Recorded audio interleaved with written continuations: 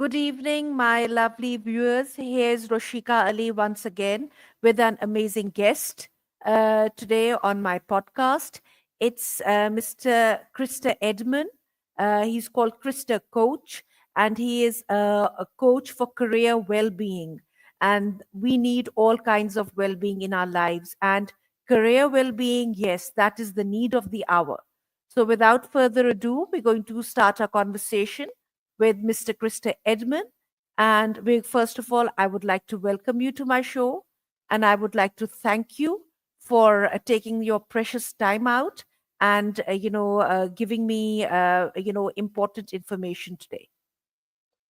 Thank you so much, Roshika, for the invitation. I'm really honored to be invited to your podcast. So I'm looking forward to this conversation. And I always like when you have this concept like dialogue or conversation, not just the interview. I like that. So Yes, thanks a lot. that's great.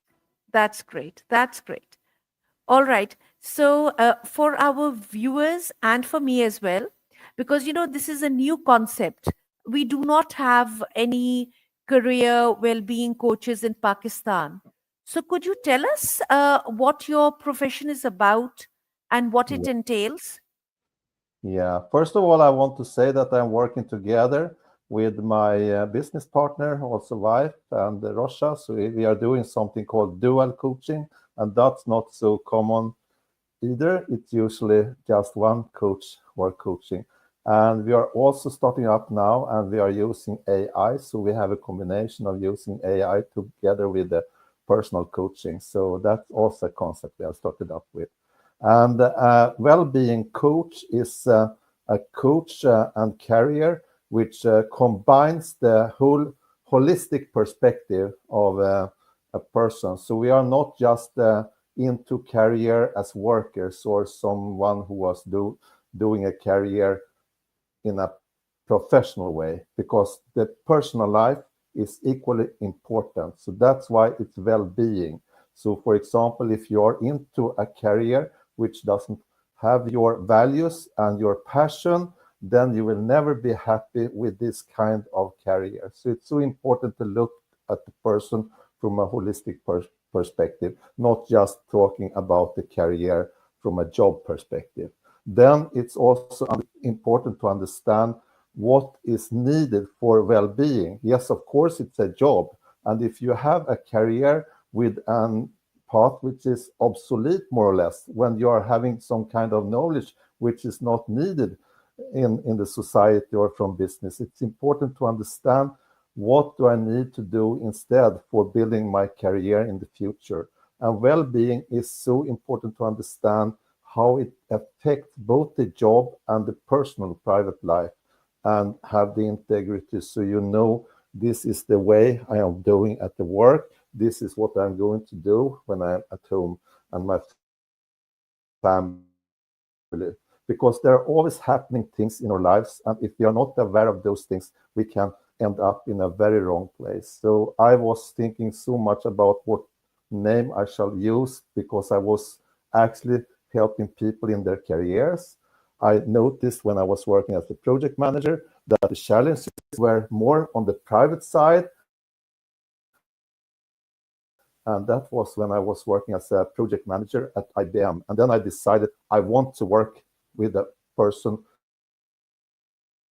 from a holistic perspective and coach, because the project management was a lot about coaching.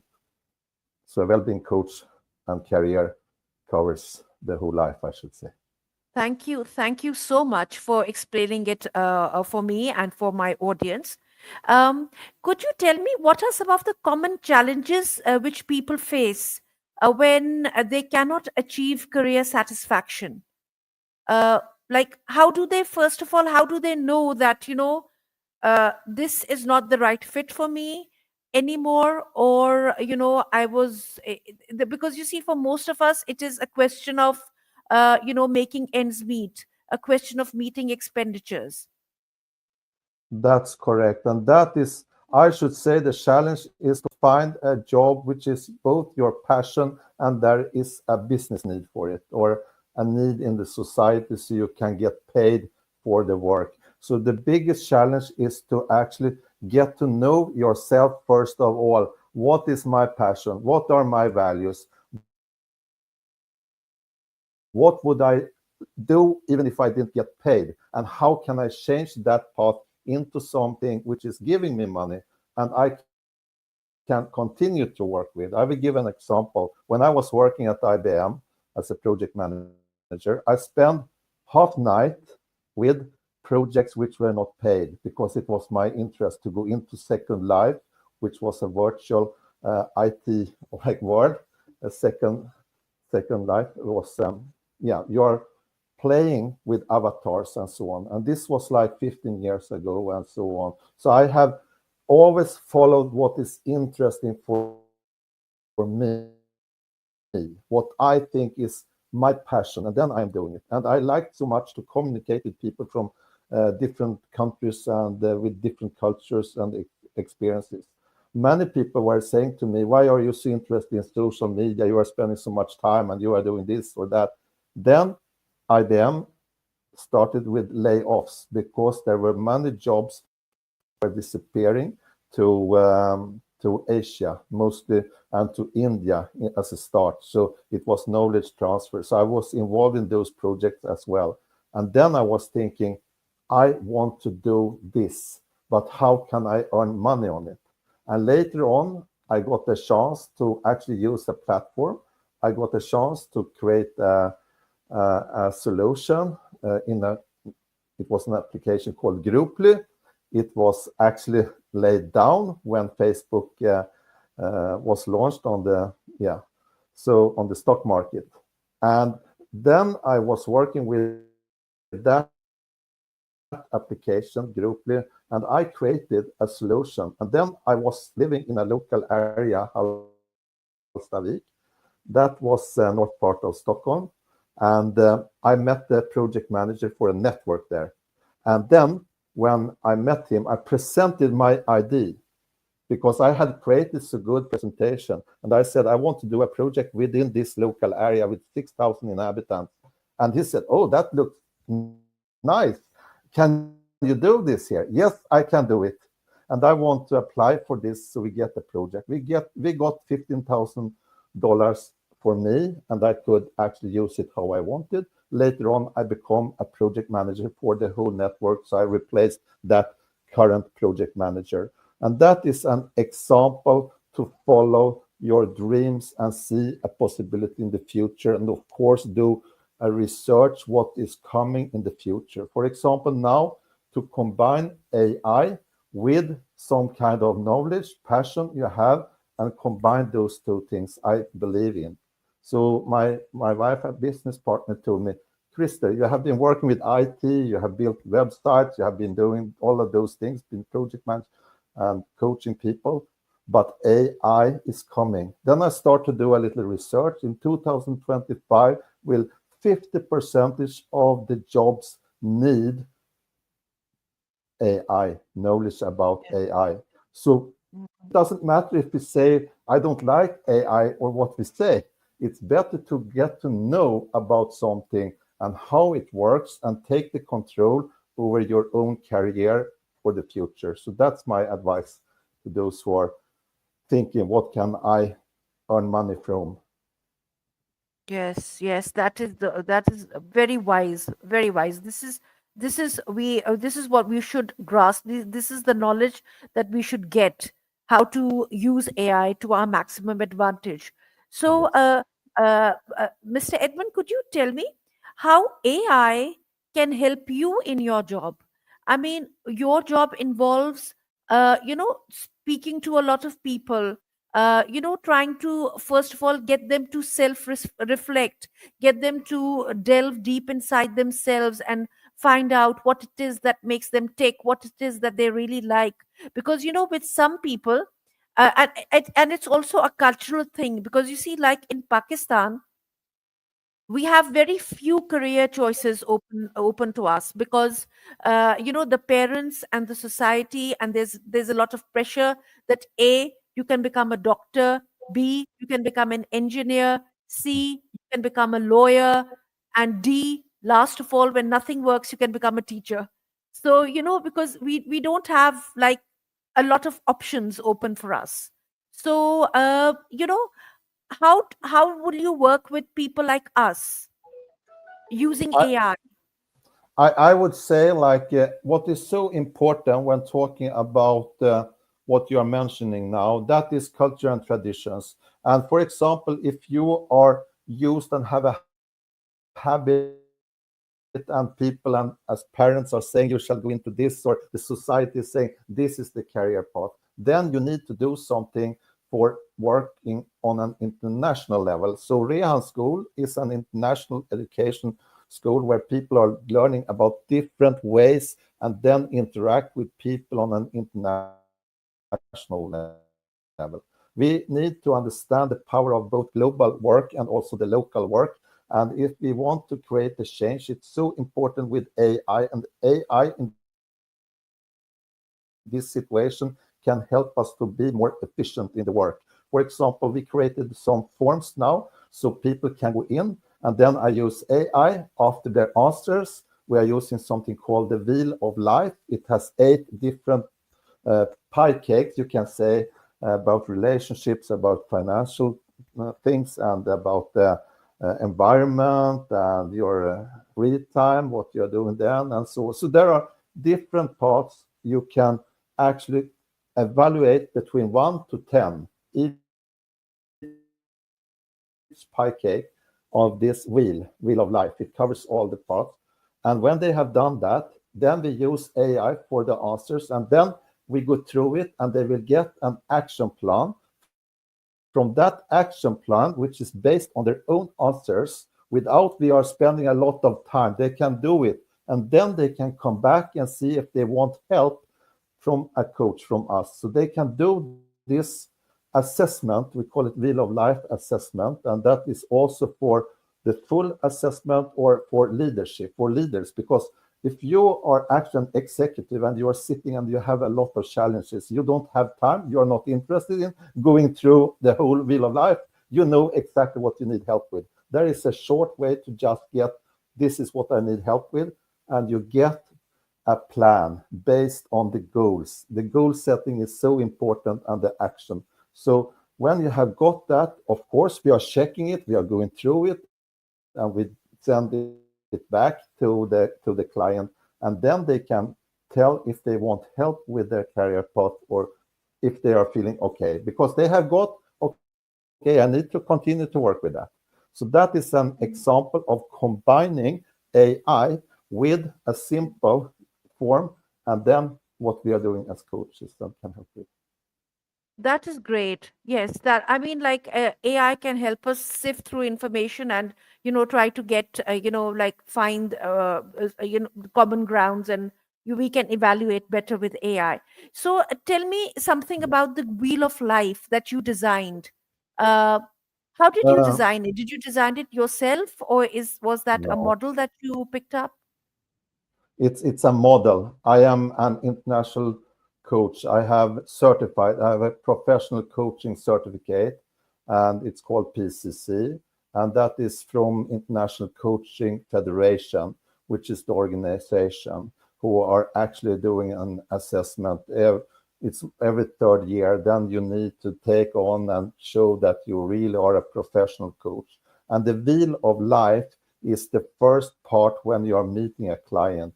We are always creating a coaching agreement, and the Wheel of Life is the way of finding out the level the client is currently on each of the pie cakes, as I say, how they are actually in the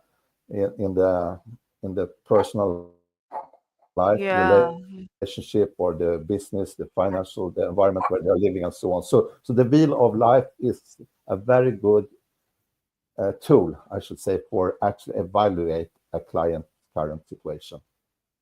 All right. So, from an IBM executive, you change your path, your career path, and you decided to go to get training in coaching, and now you're a full-time coach. So, like, do you not miss the world of computers, or where you were making things and you were innovating, and like you mentioned Grouply, and you mentioned that you launched like it was launched at the same time as Facebook was launched. So don't you miss that? Um, I actually, it was not launched the same time. It was they cut it down. I think someone bought it up. I talked to the owners of Grouply and I asked what is happening, what is going on. I have been using this for people now, and they have actually filled it with their dreams and so on. So I was Yeah. to USA with some students who were actually using the solution which I had created in Grouply. So that was a collaboration project with 3 schools, students from 3 schools, and they were putting up the dreams, and they had to vote on their different dreams and what they wanted to do for helping others. And then we elected 4 of the students, and 4 of them were with me to USA, to Washington, D.C. So that was an example what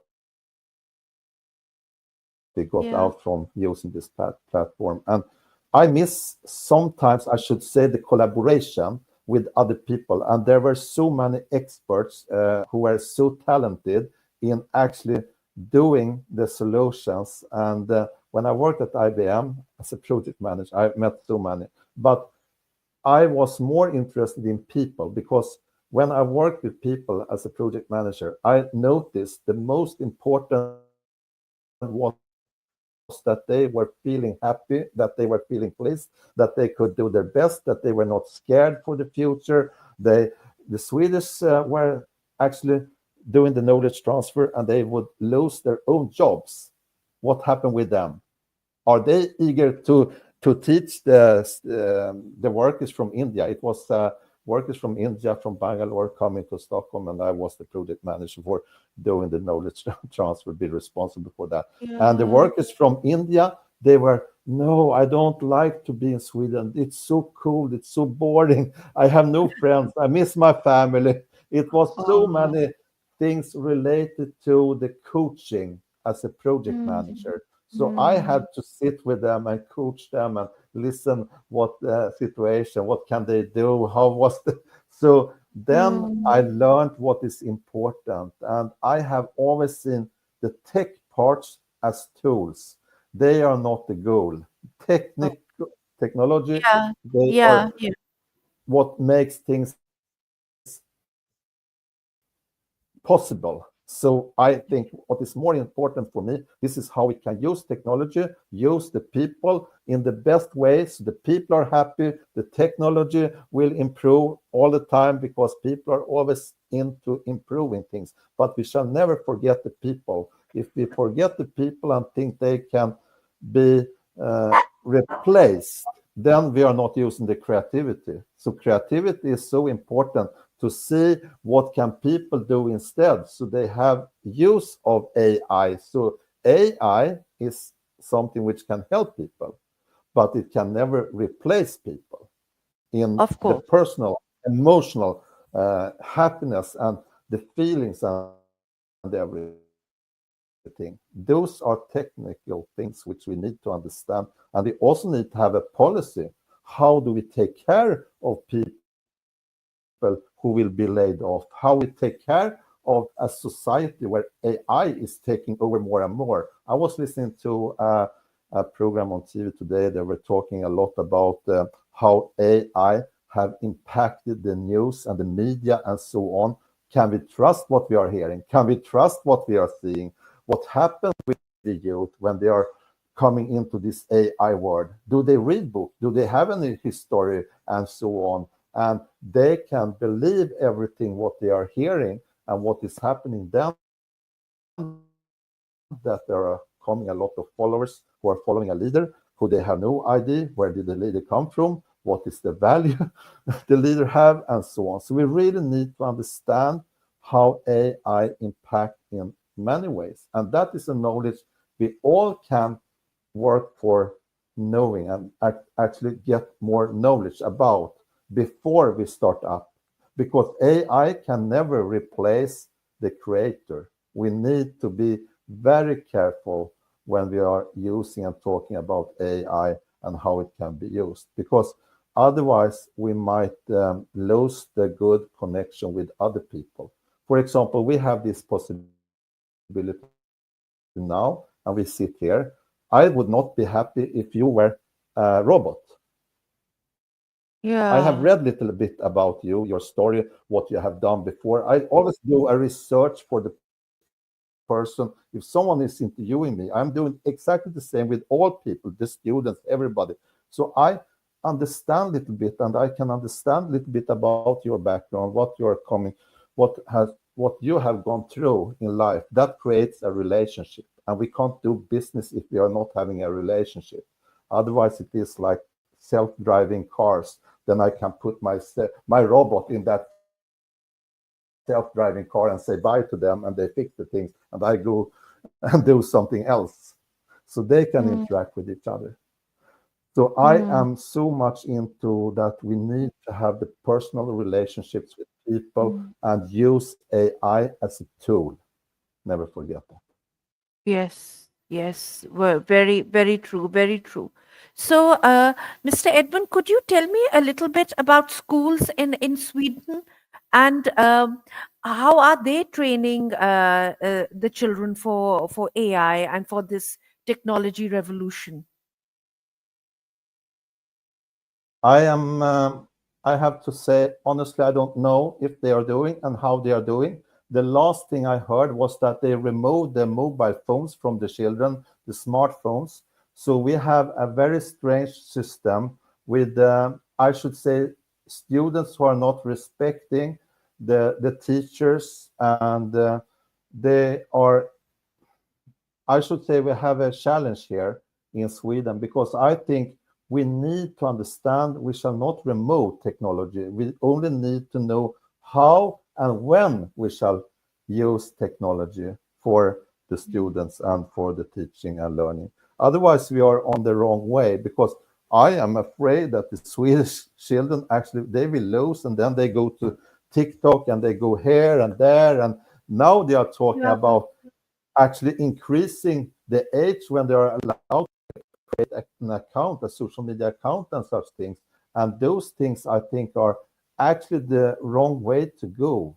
They need instead to learn how to use the technology, how to use AI, how to use social media, so they do it in a good way. And it's also a thing the parents have responsibility for, and they can't abandon their children and say, no, I don't know anything about that, and then give them a mobile and they go out and they have only their friends. And they Yeah. will use mobiles, they will use it anyway. And then the I should say the adults, the parents and the school and everybody, they will miss the opportunity to both the teachers to learn what is coming, and also the students, so they can work together. I have done lectures, workshops with children in schools. Many years ago, I was out, I showed movie, I talked about how to use social media, I talked about bullying, I talked about things which were really bad when the students are using social media without an adult who are actually supervising them and seeing what they are doing and with them. And I have been playing all kind of SimCity, Dog Park, and so on with children, because I think it's important as a parent to join them and see what they are doing, what they are using their mobiles, what they are using the laptops or computers for. And that is something all parents, all teachers, or all people who are actually interacting, working with children need to understand. So I was also creating program for special teachers, and that was so interesting because I started up with social media 30 years ago. I've been on internet since late 80, beginning of 90.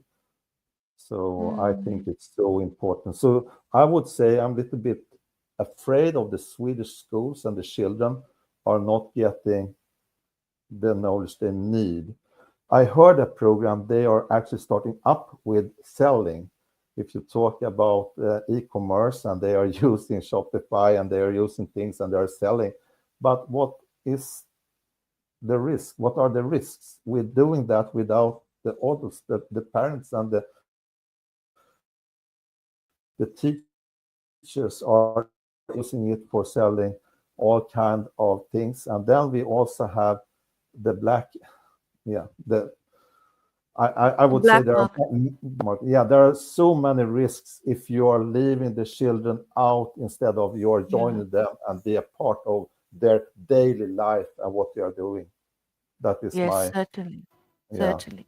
Now, Mr. Edman, when I was when I was trying to get an appointment with you, and you told me that you had to go to yeah Stockholm for a symposium or something on honor killing. So, could you tell me a little bit about that? What yeah was that about, and how did it go, and do you have that problem in Sweden, because it's a very Pakistani problem, that's good. where women empowerment is an issue, is a big issue Yeah. in our country. Yeah, I know that. I am so aware of it. I have been working many years with women, abused women in Sweden, Yeah. and this is really, really hard because honor-related violence is actually a big problem here as well, because we have many women who have come here, and this is something I learned from the beginning. They know it's because they are Muslims, and this, no, it's not Muslims. It's in all culture traditions, and I got to know people who are also coming from the Christian culture, and that Orthodox Christian and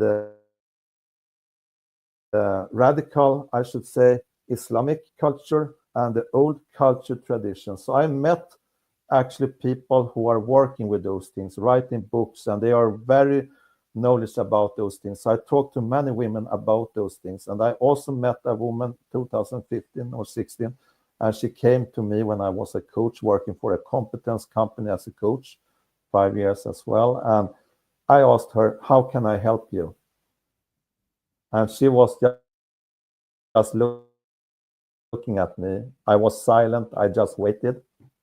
Then she said, I want a life. Then I asked Mm.